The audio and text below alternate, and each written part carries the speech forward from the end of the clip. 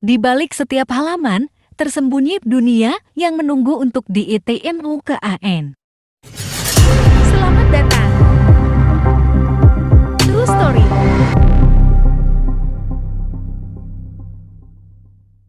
Jangan lupa di-subscribe, like, dan share.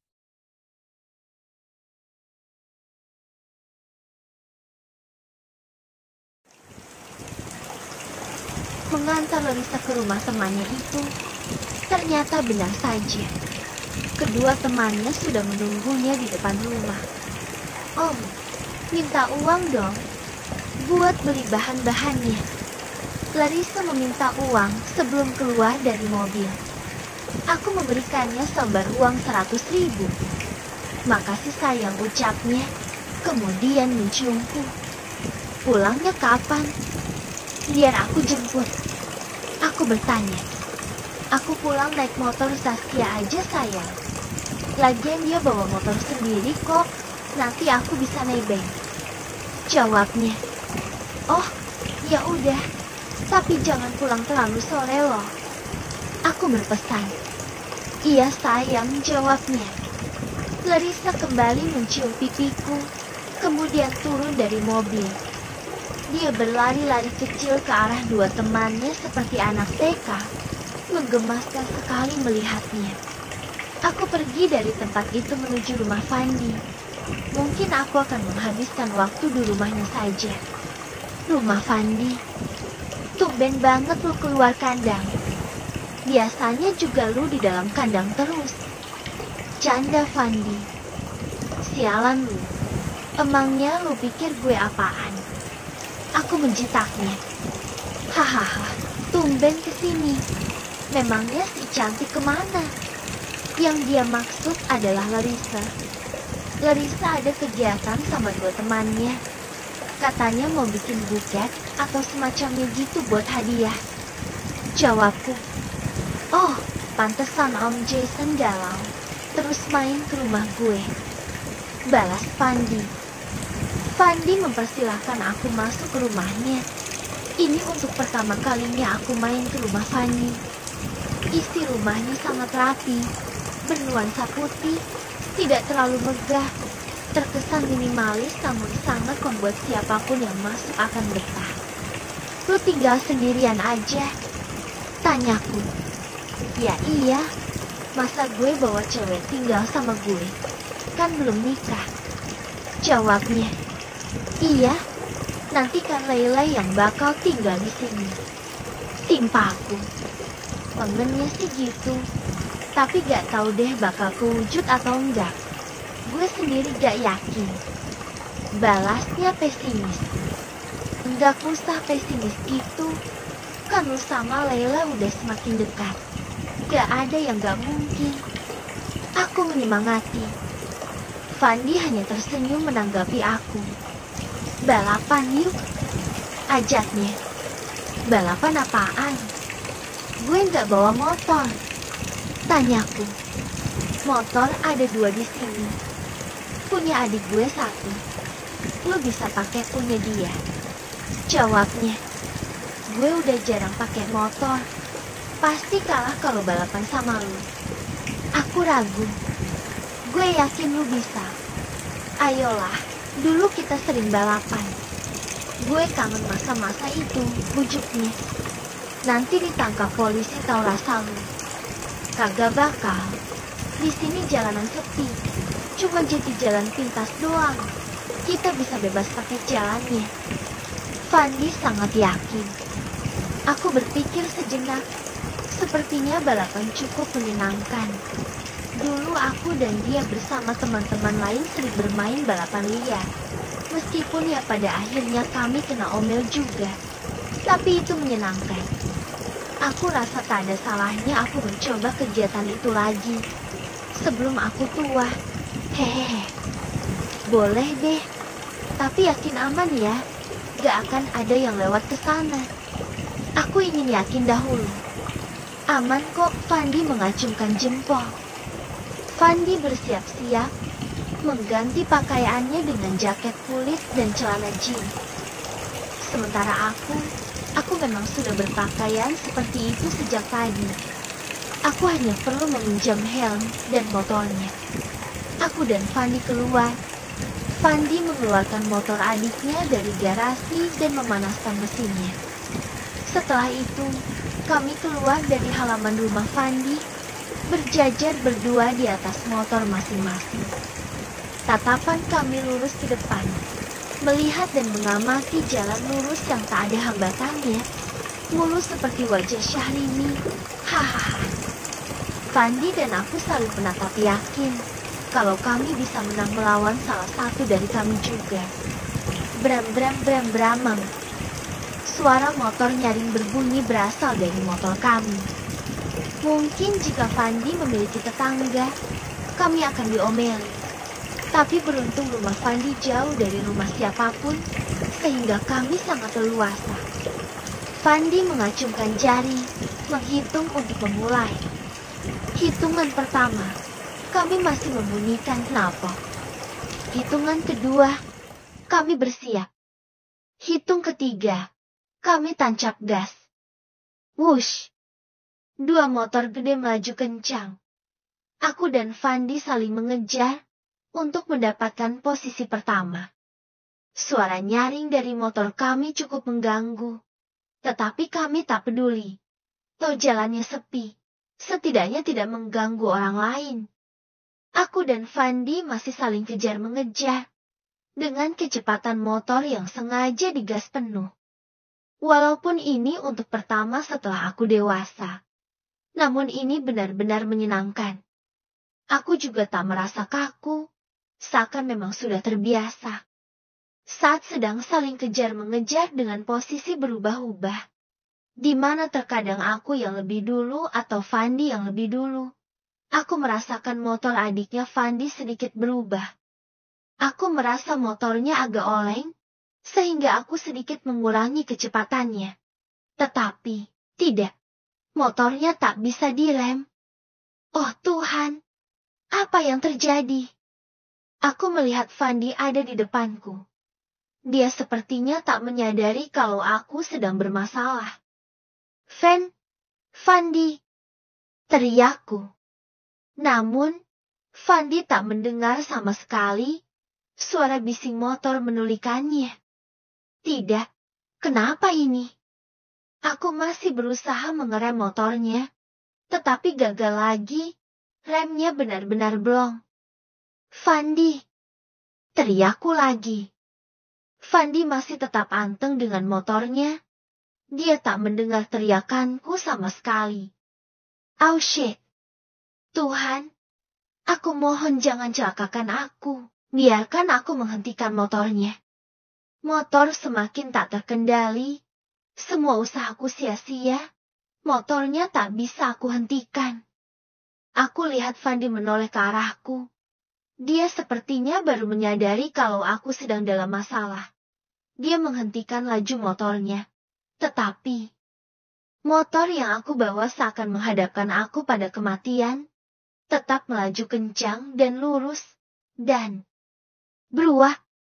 Motor menabrak pembatas jalan. Tubuhku terpental. Yuk! Aku merasakan tubuhku terbanting ke aspal. Aku menelungkup, pandanganku kabur.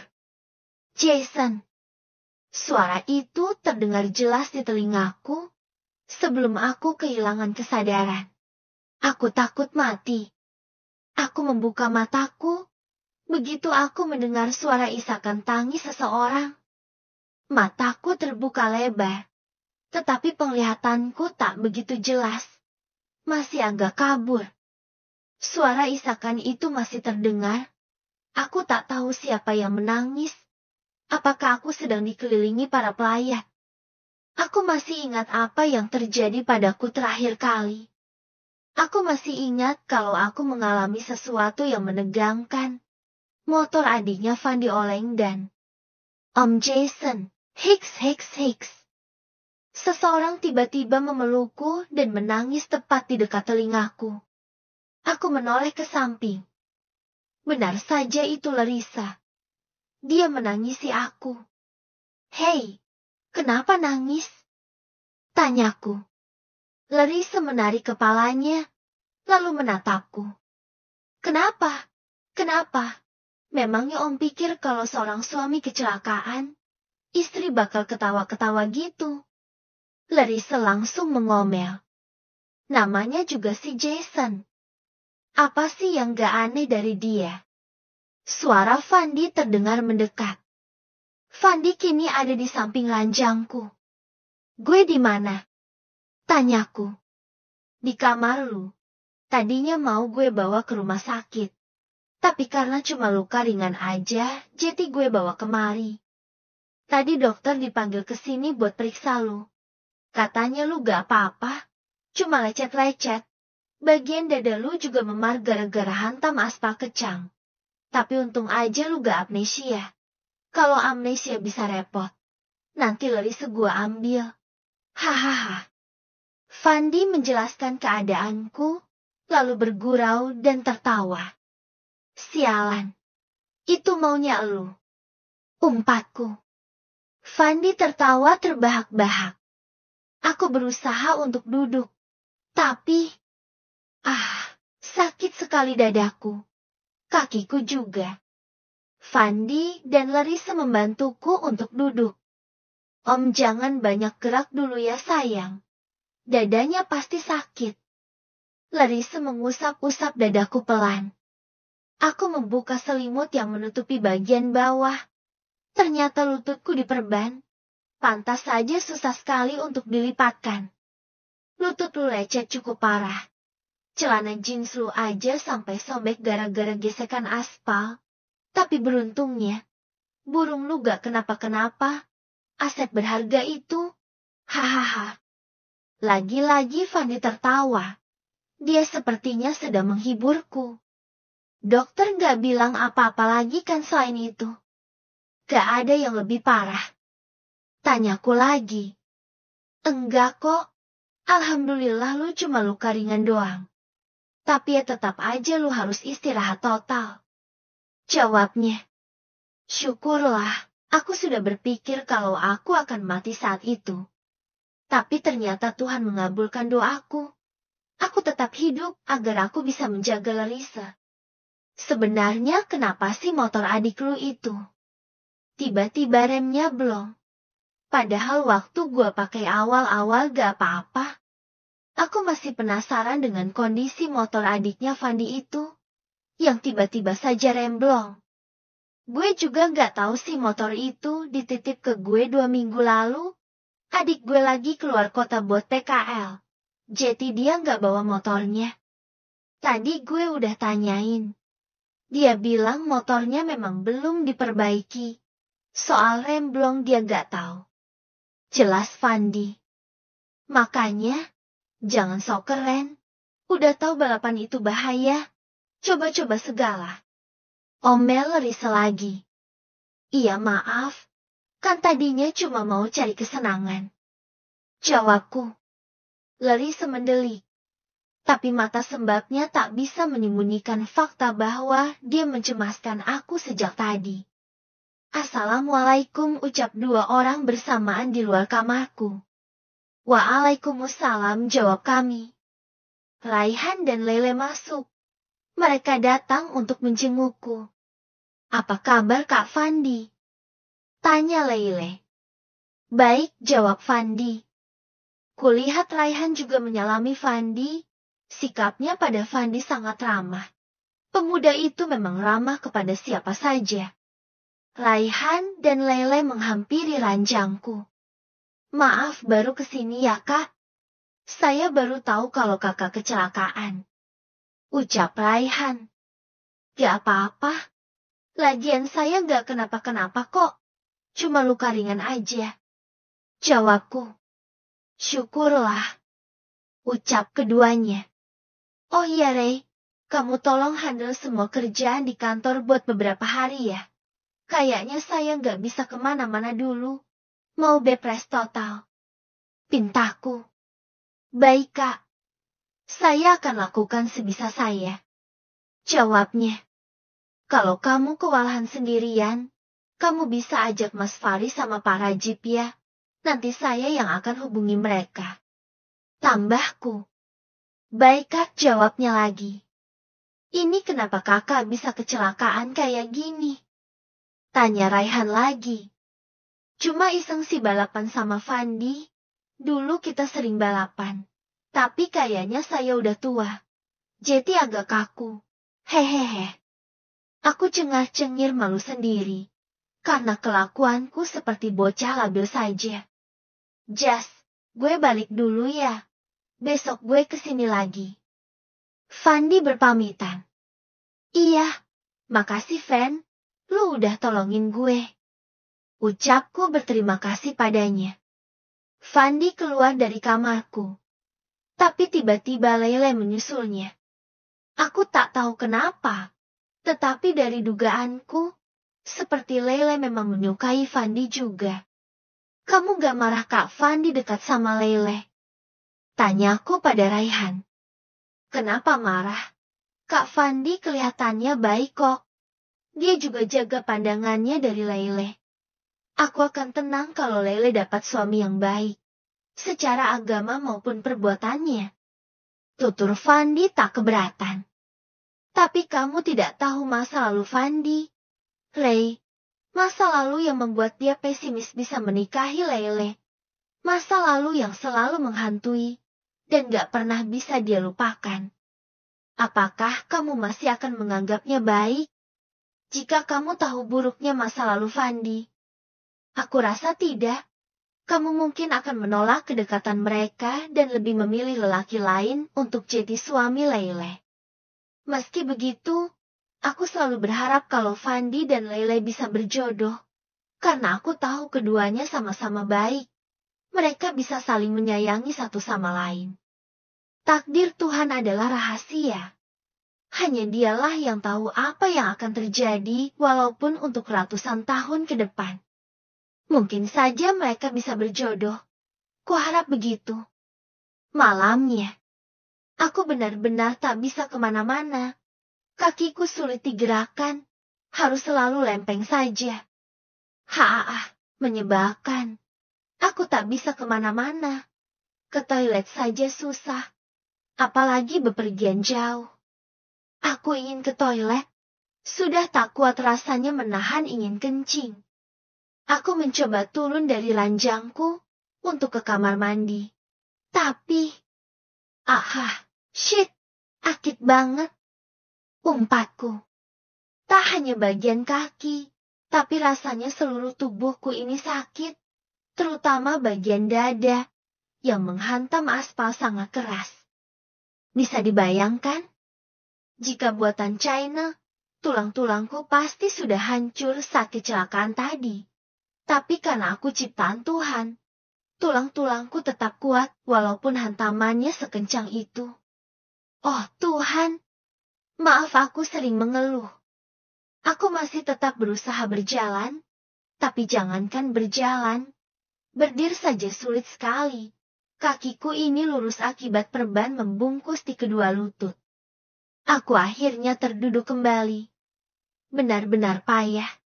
Masa iya aku harus pipis di kasur? Larissa masuk ke kamar dengan membawa nampan berisi makan malam dan air putih, lalu duduk di sampingku. Makan dulu ya sayang, Larissa bersiap menyuapiku. Ih, kok bubur sih? Kamu kan tahu aku gak suka bubur sayang. Aku sedikit protes, karena Larissa memberikan aku bubur. Aku ini paling tidak suka makan bubur. Menurutku bentuknya itu sungguh. Jangan disebutkanlah. Takut membuat penggemarnya marah. Makan aja. Lagian kamu sakit. Kalau gak sakit boleh protes. Jawabnya ketus. Gak mau sah. Ayolah, aku gak mau makan bubur. Yang lain aja deh. Aku memohon. Udah capek-capek dibikinin bubur malah gak mau. Gak menghargai banget. Umpatnya. Larissa keluar dengan menghentakkan kakinya ke lantai. Dia pasti kesal. Mau bagaimana lagi? Aku memang ogah kalau disuruh makan bubur. Ngeri lihatnya. Aku sejak kecil tak suka yang namanya bubur. Segala macam bubur aku tak suka. Entah mengapa, tetapi di mataku bubur itu malah menakutkan. Bubur ayam yang kata orang sangat enak disantap saat sarapan. Tak bisa menggodaku. Tetap saja aku tak mau. Apakah ada yang sama seperti aku yang tak suka bubur? Kalau ada, mungkinkah kita kembar yang tak pernah bertemu? Hahaha. Larissa masuk kembali tak lama setelahnya. Kali ini dia membawa nasi dengan lauk masakannya. Sayang, bisa bantu? Aku mau pipis. Pintaku. Oh, sebentar. Larissa menyimpan makanannya di atas meja, lalu terburu-buru meraih tanganku. Larissa membantuku berdiri dan berjalan ke kamar mandi. Jika saja posisinya dirubah, pasti aku akan menggendong dan membawanya ke kamar mandi, karena tubuhku lebih besar dan lebih tinggi darinya. Tapi jika keadaannya seperti ini mana bisa. Larissa takkan kuat menggendongku, itu sudah jelas.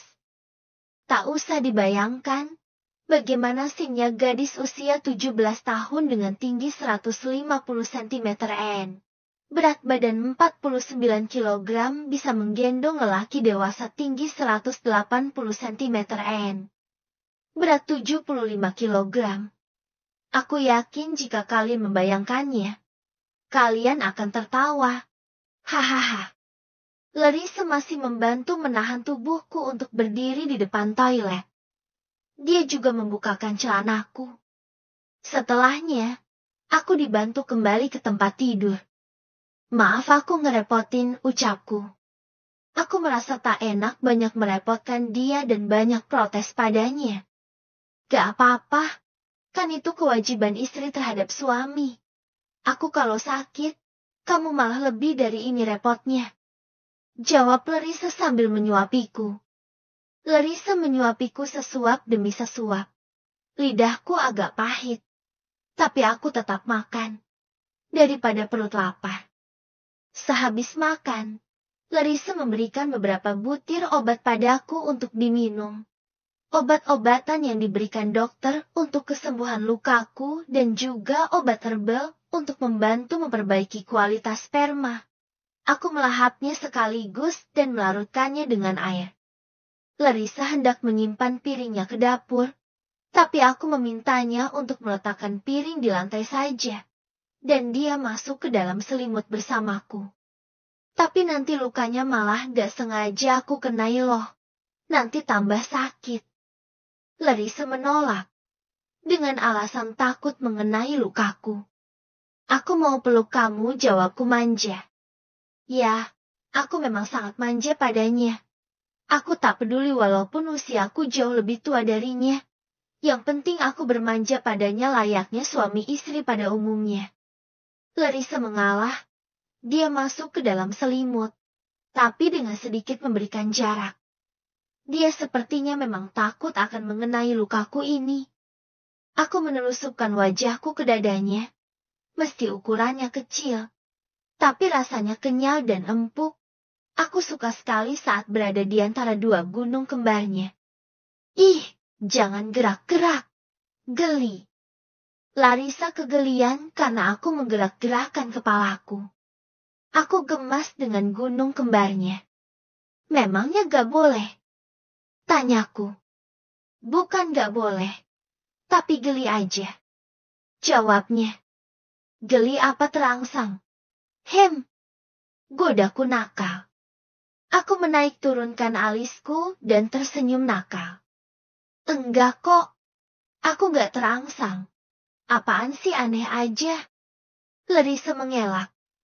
Dia memalingkan muka yang sudah bersemu merah. Mataku langsung tertuju pada gunung kembarnya. Terlihat membusung sekali, sepertinya menantang.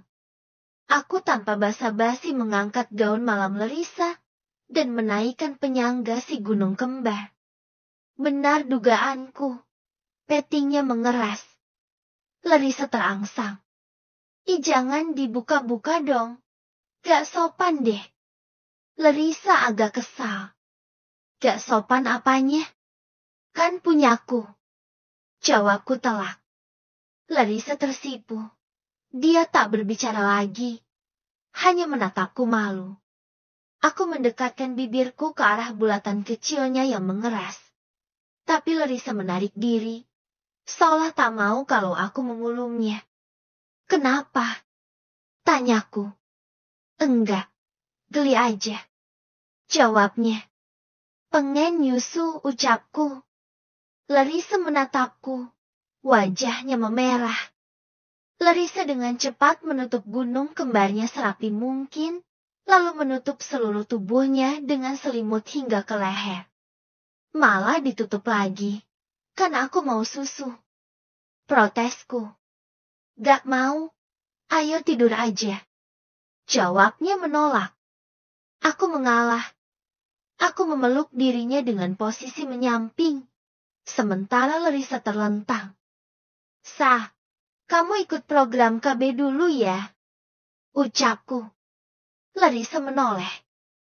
Kenapa memangnya? Tanyanya. Aku gak mau kamu hamil dulu sayang. Seenggaknya kamu lulus sekolah dululah.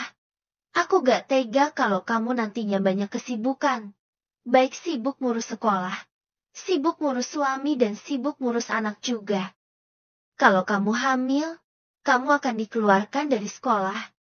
Ya meskipun Capseknya tahu kita udah nikah, tapi tetap aja kalau hamil kan gak boleh. Aku menjelaskan alasan kenapa aku tak mau Larissa hamil dulu. Aku tetap teguh pada pendirianku. Aku ingin Larissa tetap mengejar cita-citanya menjadi dokter. Maka aku ingin dia tetap seperti gadis di masa-masa sekolahnya ini, setidaknya hingga dia lulus. Setelah lulus, dia kuliah.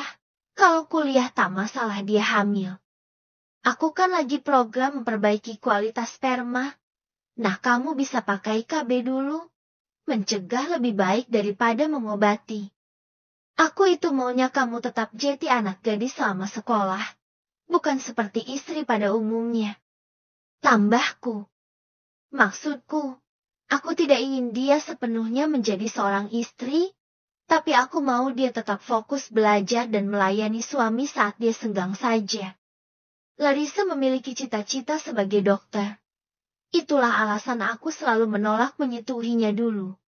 Tapi pada akhirnya aku tak bisa menahan diriku. Maka dari itu, sebelum Larissa benar-benar hamil, aku mau dia mencegahnya. Aku nurut aja deh. Apapun yang suamiku sarankan, pasti itu yang terbaik.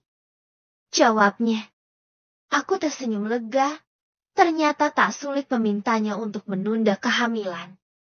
Aku dan Larissa saling berhadapan. Larissa mengelus-elus dadaku yang masih sakit. Tapi matanya menatapku. Jangan terlalu lama sakitnya ya. Aku mau jalan-jalan lagi. Ucapnya tersenyum lebar. Iya, doakan cepat sembuh. Jawabku. Larissa mengangguk. Aku merapatkan kening dan hidungku padanya. Lalu mata kami terpejam bersama. Malam sangat dingin. Angin malam seolah menusuk ke dalam hingga tulang. Aku menarik selimut menutupi tubuh kami. Ku tatap wajah imutnya ketika dia tidur. Ku kecup keningnya lembut. Kamu gak tahu. Aku sangat takut mati saat itu. Jika aku mati, kamu akan hidup sendiri lagi. Dan rasa bersalahku akan selalu mengikutiku hingga mati. Sungguh, aku takut mati. Aku membayangkan jika Larissa hidup tanpa aku. Siapa yang akan menjaganya? Akankah ada orang yang tulus mencintai dan menerimanya? Aku selalu berdoa pada Tuhan, agar memberikanku umur yang panjang, supaya aku bisa tetap ada untuk Larissa. Nyaman. Terima kasih sudah menonton. Jangan lupa ya di subscribe dan klik lonceng.